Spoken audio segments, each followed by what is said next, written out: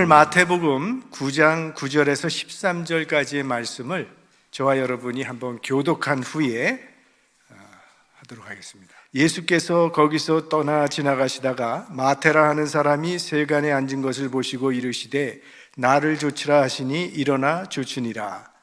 예수께서 마태의 집에서 앉아 음식을 잡수실 때에 많은 세리와 죄인들이 와서 예수와 그 제자들과 함께 앉았더니 바리새인들이 보고 그 제자들에게 이르되 어찌하여 너희 선생은 세리와 죄인들과 함께 잡수시느냐.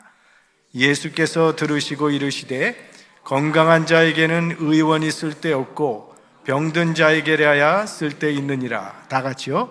너희는 가서 내가 긍휼을 원하고 제사를 원치 아니하노라 하신 뜻이 무엇인지 배우라.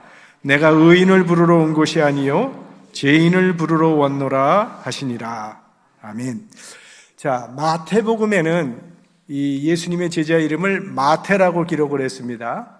그런데 마가복음과 누가복음을 보면 마태라고 기록하지 않고 레위라고 기록이 되어 있습니다. 자, 마가복음 2장 14절 다 같이 또 지나가시다가 알페오의 아들 레위가 세간에 앉아 있는 것을 보시고 저에게 이르시되 나를 좇으라 하시니 일어나 좇으니라. 세관에 앉아있는 레위라 그랬습니다. 누가복음 5장 27절 시작. 그 후에 나가사 레위라 하는 세리가 세관에 앉은 것을 보시고 나를 좇으니라 하시니. 그러니까 본명은 레위입니다. 그리고 마태라고 하는 이름은 예수님을 만난 후에 새로 받은 그런 이름일 것으로 그렇게 생각이 됩니다. 베드로의 원래 이름은 시몬이었는데 예수님을 만난 후에 베드로라는 새 이름을 받은 것과 같은 그런 상황이죠. 자, 레위라고 하는 그 이름은 구약의 레위 지파를 떠오르게 합니다. 그는 레위 지파의 후손이었을 것으로 추정을 하는데 그의 부모가 그에게 레위라는 이름을 지어줄 때는 레위 족속의 영광을 회복하는 훌륭한 제사장이 될 것을 기대하면서 그러한 이름을 지어줬을 것이라고 생각을 합니다. 그러나 그는 제사장과는 정반대인 세리가 되었어요. 자, 우리가 이 세리에 대해서 한 두 가지 정도는 확실히 알아야 되는데요. 하나는 세리가 되기 위해서는 상당한 교육을 받아야 한다는 것입니다. 계산을 잘해야 되고 장부 정리를 할 줄 아는 실력이 있어야 합니다. 또 이 세리들은 로마 정부를 위해서 일하는 직업이기 때문에 적어도 3가지 정도 이상의 언어를 구사해야 했다고 합니다. 아람어와 헬라어, 히브리어와 라틴어까지 이렇게 구사할 수 있는 이런 것이 세리에게는 필요로 한 자격이었다는 거예요. 그러니까 대단한 실력이 있어야 합니다. 아무나 할 수 있는 일이 아니었다는 거예요. 마태가 레위 지파의 혈통을 타고 태어났다면 그는 제사장이 되기 위해서 교육을 받았을 것입니다. 그런데 제사장의 교육을 받아서 그는 제사장이 된 게 아니라 세리가 되었던 거예요. 또 한 가지 기억할 것은 세리는 당시 사회에서 증오의 대상이었다는 겁니다. 사람들로부터 미움을 받았던 사람들이에요. 왜 그런가 하면 동족의 세금을 거두어서 로마에게 바쳤기 때문에. 그래서 이건 매국노고 약탈자고 로마에 빌붙어서 사는 아첨꾼이라고 하는 낙인이 평생 찍힌 사람이 세리라고 하는 사람입니다. 당시에는 여러 종류의 세금이 있었습니다. 주민세, 성인이 되면 누구나 내야 되는 세금이 있습니다. 그 다음에는 토지세라는 게 있어요. 농사를 지어서 얻은 곡식에 대한 세금, 보통 추수한 곡식의 10분의 1, 포도인 경우에는 5분의 1의 세금을 매겼습니다. 또 장사하는 사람들이 내는 소득세가 있습니다. 그런데 문제는 이 세금을 정확하게 계산하기가 어려웠다는 것입니다. 수입이 정확해야 그것에 따라서 세금을 매기겠는데 그게 상당히 어려웠다는 거예요. 그래서 로마가 세리에게 큰 권한을 주었습니다. 그 권한이란 세리가 정하는 것이 세금입니다. 이건 대단한 권한이에요. 세금을 세리가 마음대로 정할 수가 있었다는 거예요. 단지 로마 정부는 로마가 금년에 유대 나라로부터 받아야 될 그런 액수를 정해줍니다. 그러면은 세리들은 로마가 정한 목표 액수만큼만 로마에 내면 되고 나머지는 다 자기가 가질 수가 있었던 거예요. 그래서 세리들은 다 부자가 되었던 겁니다. 예를 들어서 로마 정부가 금년에는 유대 나라에게 100만 불의 세금을 걷어서 바치라. 그러면 세리들은 100만 불의 세금을 걷어서 100만 불만 로마 정부에 바치면 됩니다. 그러니까 넉넉하게 한 150만 불 정도를 거두는 거예요. 그래서 100만 불은 로마 정부에 바치고 50만 불은 자기들이 가졌다는 거예요. 그러니까 세리들이 되도록이면 세금을 많이 매겼던 거죠. 그리고 세금을 내지 못하는 사람은 폭력배를 보내서 재산을 빼앗아 갔습니다. 그러니까 세리들은 증오의 대상이 될 수밖에 없었던 거예요. 세리는 로마 정부에 빌붙어서 자기 민족의 피를 빨아먹는 매국노라고 하는 이 낙인을 지울 수가 없었어요. 그래서 사회에서 완전히 소외된 삶을 살 수밖에 없었던 사람들이에요. 세리는 성전에 들어가는 것이 금지되어 있습니다. 여러분, 예수님께서 성전에 기도하러 올라온 바리새인과 세리의 기도의 비유를 들었던 거 기억하시죠? 그때 바리새인은 이제 기도했는데 세리는 멀리 서서 기도했다, 이렇게 나와 있습니다. 가슴을 치면서. 세리는 멀리 서서 기도할 수밖에 없었던 거예요. 왜냐하면 세리는 이방인의 뜰을 넘을 수 없었기 때문에 그래요. 성전에 들어올 수가 없어요. 유대인의 탈무드에는 세리에게는 속이고 거짓말을 해도 죄가 되지 않는다고 가르쳤습니다. 왜냐하면 이 세리는 전문적으로 사람을 착취하는 그런 사람들이기 때문에 그런 대접을 받는 것이 마땅하다는 그런 이유예요. 그리고 세리는 증인으로 인정을 해주질 않습니다. 거지가 거리에서 동냥을 하고 있는데 세리가 지나가다가 거지에게 돈을 줬습니다. 근데 옆에 있는 사람이 당신에게 돈 준 사람이 세리라고 그러면요, 당장 따라가서 그 돈 도로 돌려주었다고 합니다. 굶어 죽어도 세리 돈은 안 받겠다는 뜻이에요. 이게 세리의 위치였어요. 그러니까 유대 사회에서 가장 큰 죄인의 부류에 속하는 사람이 세리입니다. 창녀들은 천하게 여겼어요. 그들은 사회의 하층부에 속한 아주 천한 죄인 취급을 했습니다. 또 병자들은 그래도 불쌍히 여김을 받았어요. 동정심이 일어나니까. 그러나 세리는 증오의 대상이었습니다. 그래서 세리는 회당 출입도 못하고 성전에서 예배드리거나 제사도 드릴 수 없는, 그러니까 사실상 이방인보다도 못한 존재였어요. 그러니까 이 마태라고 하는 세리는 자기 동족뿐만이 아니라 하나님과의 관계도 단절된 차로 살아가고 있었던 그런 사람이에요. 그런데 그런 세리를 예수님께서 부르셨다는 겁니다. 그 많지도 않은 예수님의 12제자 중에 하나로 택하셨다는 거예요. 사람들은 상종하기도 싫어하는 세리를 예수님은 하나님의 일꾼으로 부르신 거예요.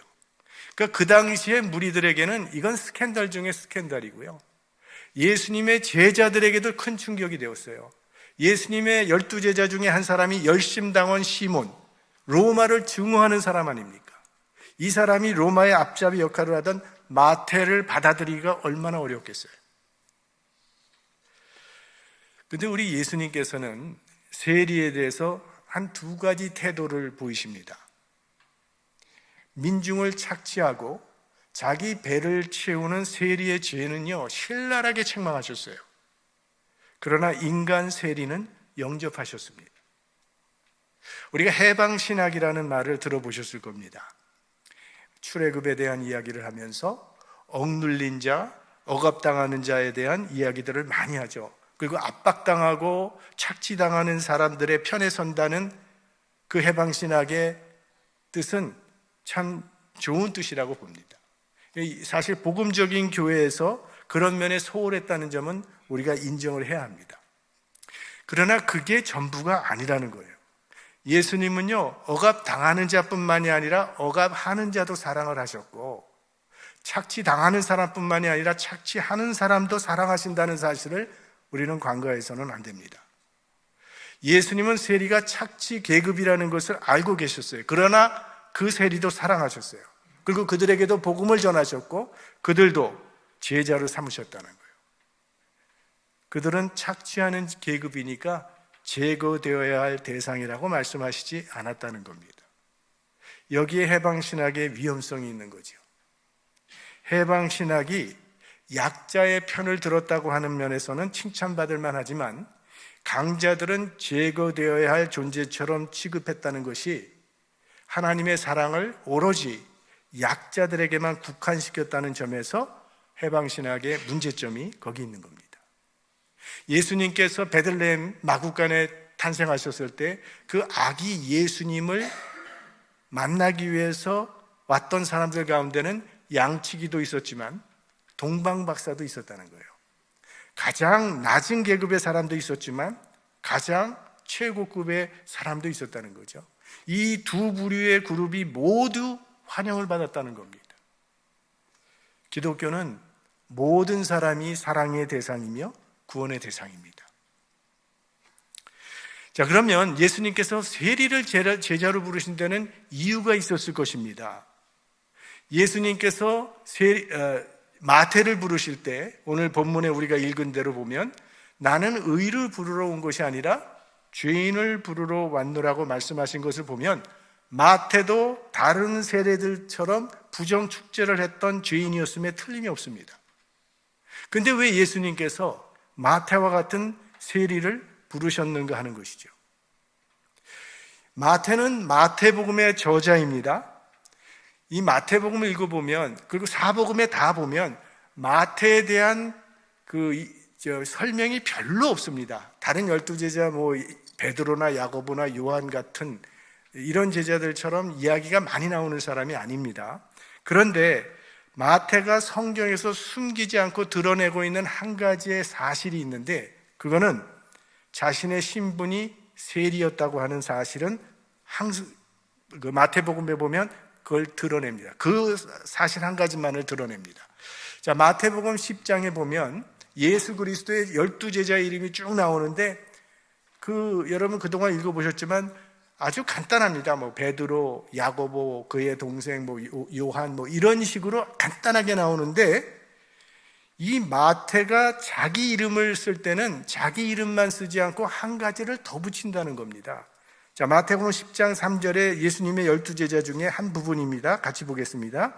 빌립과 바돌로메, 도마와 세리 마태, 알페오의 아들 야고보와 다데오. 여기 보니까 세리 마태라는 이야기가 나오죠. 여기서 우리는 마태에 대한 몇 가지 사실을 짐작할 수 있다는 거예요. 먼저는 마태는 평생 자기 같은 죄인을 불러주신 주님께 대한 이 감사의 마음이 있었다는 거예요.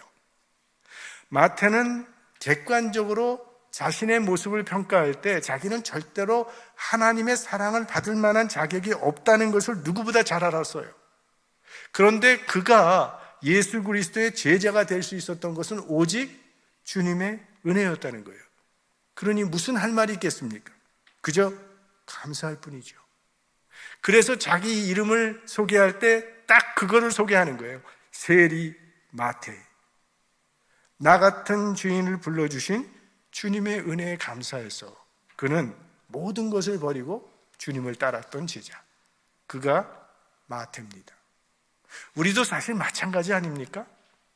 로마서 5장 8절 우리가 아직 죄인 되었을 때에 그리스도께서 우리를 위하여 죽으심으로 하나님께서 우리에게 대한 자기의 사랑을 확증하셨느니라.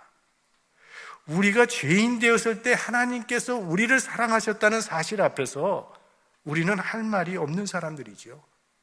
오직 감사할 뿐입니다. 이 마음만 잃지 않는다면 우리는 평생 신앙생활 잘 할 수 있을 것이라고 생각합니다. 다윗은 어떻게 보면 사울보다 더 나쁜 죄인이죠. 자기 신하를 죽이고 신하의 아내를 빼앗은 중범을 범한 사람, 죄인, 그게 다윗이었어요. 사실 죄로 따지면 사울과 다윗 막상막합니다. 근데 왜 하나님께서 사울은 버리시고 다윗은 버리지 않으셨는가 하는 거예요. 다윗의 회개하는 마음 때문이었다고 봅니다. 나단 선지자가 와서 그의 죄를 지적했을 때에 다윗은 아주 정직하게 자기의 죄를 회개했어요. 생각해 보세요. 왕이 신하들 앞에서 자기가 잘못했다고 죄를 인정한다는 게 얼마나 부끄러운 일입니까? 자존심 상하는 일입니까? 자기 죄를 지적하는 신하는요, 보통 왕들이 목을 쳐서 죽여버립니다. 그런데 다윗은 즉시 무릎을 꿇고 자기의 잘못을 회개했어요.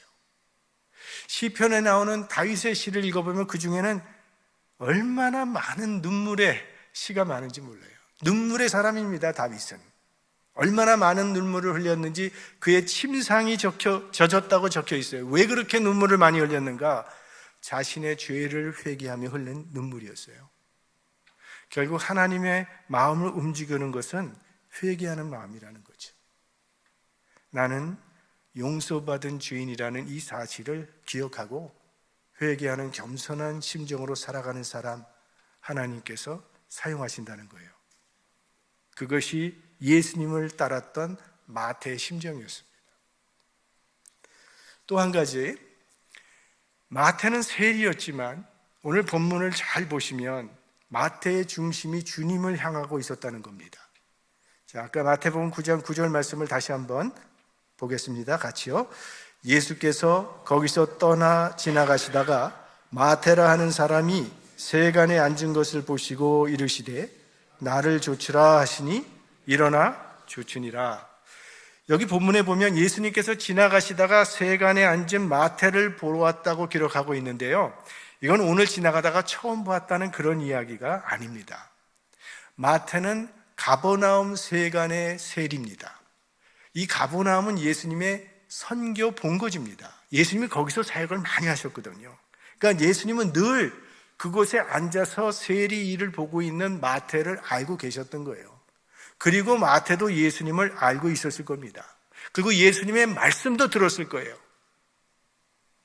그래서 예수님께서 나를 따르라 부르시자 그는 즉시 일어나 따랐다고 했어요. 이것 보면은 지금 세리 일을 계속해서는 안 된다는 양심의 고통이 마태에게 있었던 것 같아요.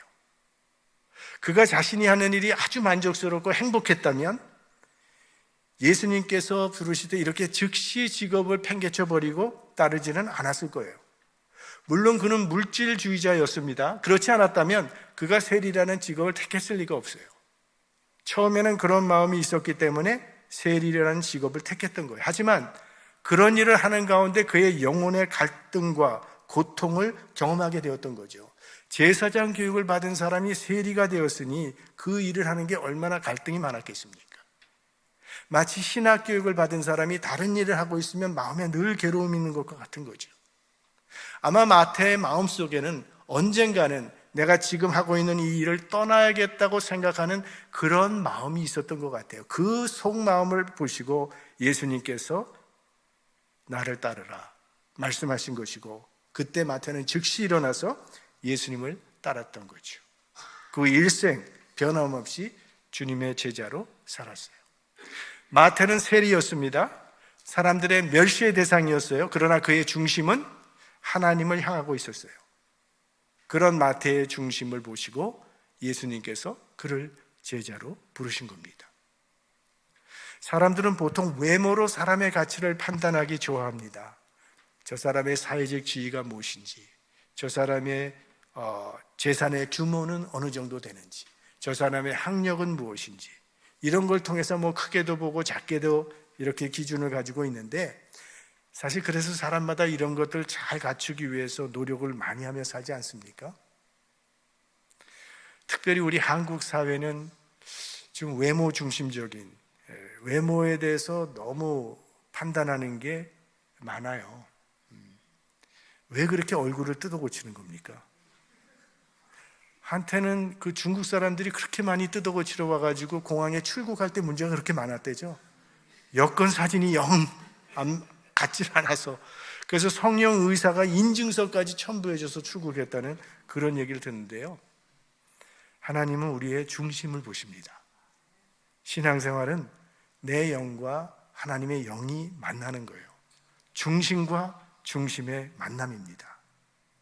그래서 우리는 하나님 앞에서 우리의 중심이 아름답도록 잘 가꿔야 합니다. 마태는 중심은 하나님을 향하고 있었어요. 자, 아까 예수님께서 성전에서 기도하는 바리새인과 세리의 비유를 다시 한번 생각해 보면, 바리새인은 외부적인 조건은 다 갖춘 기도를 했어요. 나는 일주일에 2번 금식합니다. 11조를 냅니다. 명하신 모든 율법을 지켰습니다.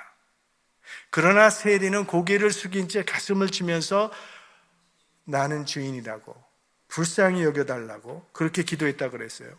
그런데 예수님은 세리가 바리새인보다 의롭다 함을 받았다고 말씀하셨습니다. 왜?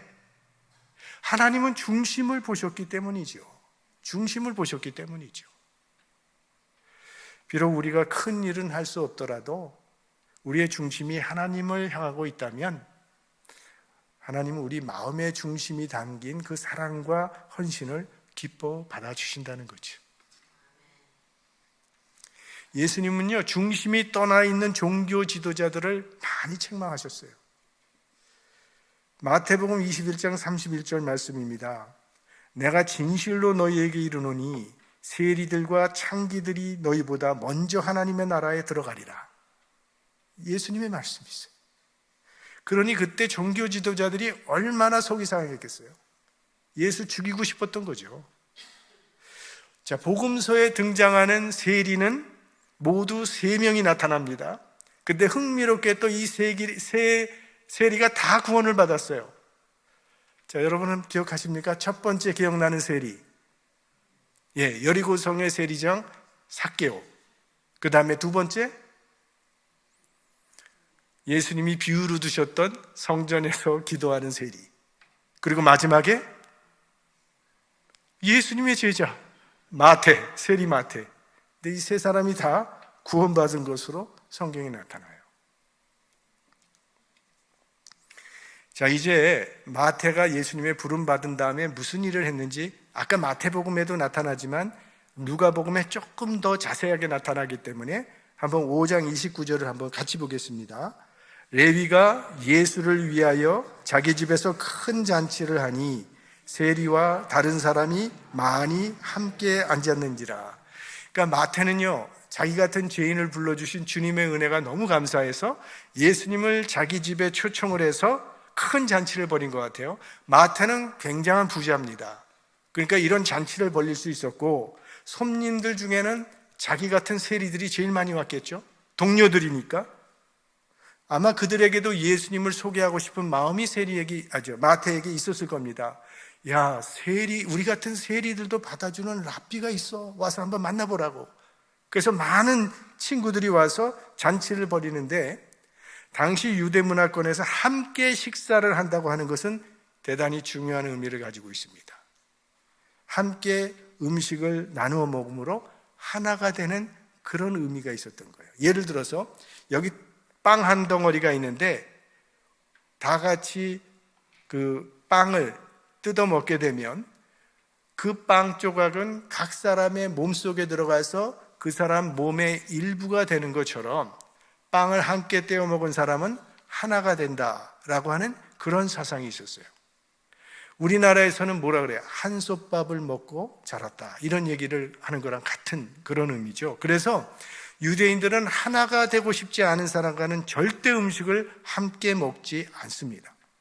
그리고 유대인의 경건 수칙 중에 하나는 절대로 세리와는 음식을 같이 먹지 말아야 합니다. 그런데 예수님은 세리뿐만이 아니라 여러 죄인들과 같이 먹었어요. 그러니까 세리와 죄인들과 하나가 된 거예요. 같이 되신 거예요. 그래서 예수님의 별명이 뭡니까? 세리와 죄인의 친구라.